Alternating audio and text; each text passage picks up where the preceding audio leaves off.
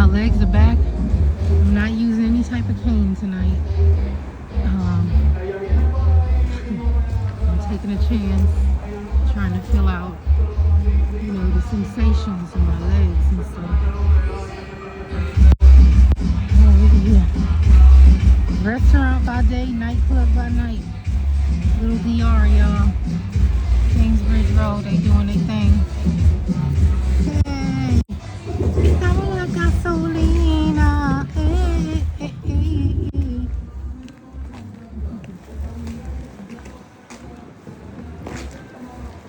Yeah. So, I've been doing these yoga stretches lately on my mat. I got like a special mat I had invested in, and a yoga chair. And y'all, I was almost bedridden for like about a year. August 2022. Then I got out of the shelter after 1 year. In like November 2022, but I was in there for like a year. And anyway, they settled me into an apartment, got me an apartment. I mean, I had to bust my ass down on top of them and everything though. But I got that apartment. I was sleeping on the floor for like a year, and I was blessed to have like a little bit of a park right behind me. You hear the beautiful children playing and everything. Exercise little by little. Well, I used to be a walker back in the heyday. When I was like a teenager, I used to walk for hours the streets of Oakland. Boy. And I was never fat. I was the slimmest one in the family. And people was looking at me like, how you doing that? How you managing that? But the thing is too, I had seen a lot of family members that were like, for whatever reason, they were heavy set women, and a lot of smoking, drugs and alcohol in the family. So, and just watching the effects on my family and in the community, I just tried to go the other way as much as possible. That's what I was doing. I don't know if I really knew the vision fully that I was aiming for, but I knew I was running away from that. And they do say sometimes it's better to run to something than to run away.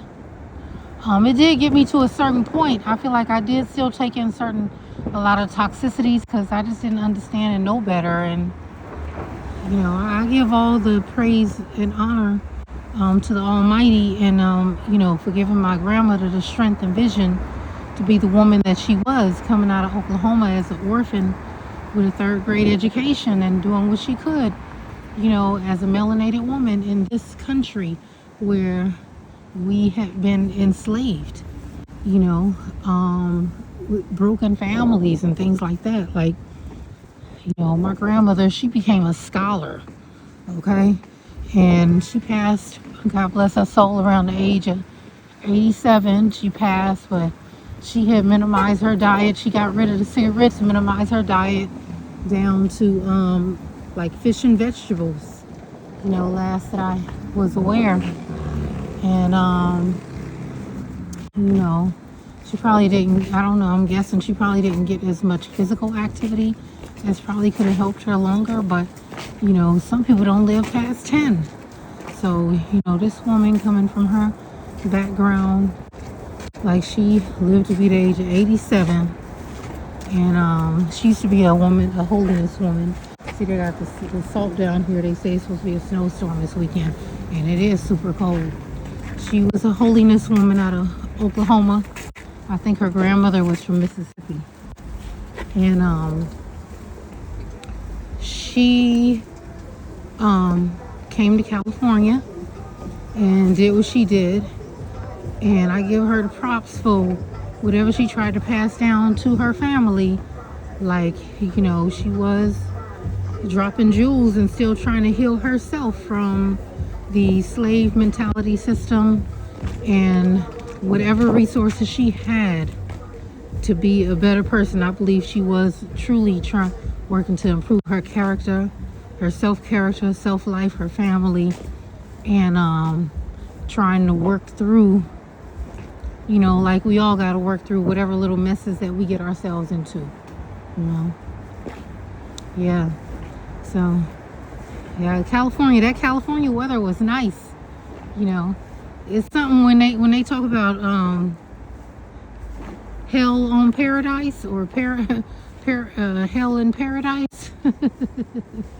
So yeah, Acorn Projects might have been something like that.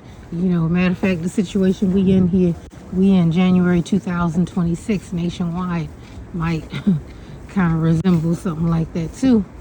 You know, when you have hell in paradise, you got so many resources and, you know, beautiful things available, but if the people ain't right and what's in their head ain't right, then there you go.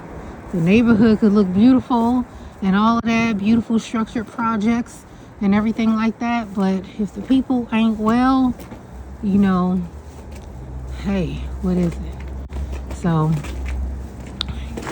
yeah. So I adjusted here to New York City. I'm grateful to the Almighty. Wherever He takes me in His world, this world, whole world He created with all these different kinds of people, I'm grateful. I'm grateful. Whether I'm in Senegal, Kenya, South Africa, Thailand, where else I considered? I don't know, Senegambia, said, but Mauritius, you know. Wherever we are, we got to grow wherever we at. Grow wherever we at. Gratitude. Put that energy out. Well, I didn't work these legs long enough. I'm so grateful. These legs getting stronger and stronger. And Almighty willing, it's only going to get better. All right, peace out. This is Sister B, the Bush Bath Queen. I love you. Take care. We going to make it. Believe it.